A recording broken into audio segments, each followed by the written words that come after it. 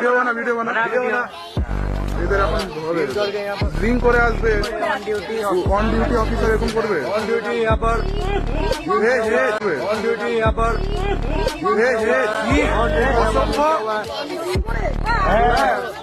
Tester बनाओ tester on duty তুমি কি করে হাত উঠাবা জবাব চাই আমাদেরকে জবাব চাই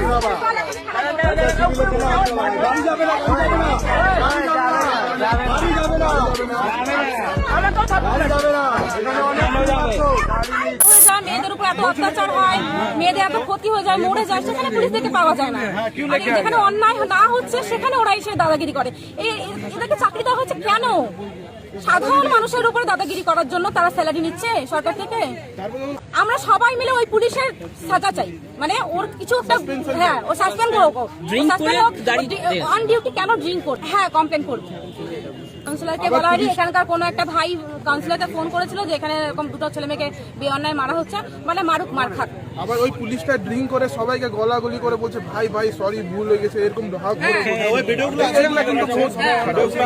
ক্যামেরা অন করছে আবার ও চলে গেল। ক্যামেরা অন করছে তখন গলা ধরে সরি সরি বলছে, এমনি এমনি আগে মারধর করছিল উল্টা পাল্টা আমরা বলছিলাম এখানে যখন ক্যামেরা অন করছে সবাই তখন বলছে ভাই ভাই সরি সরি।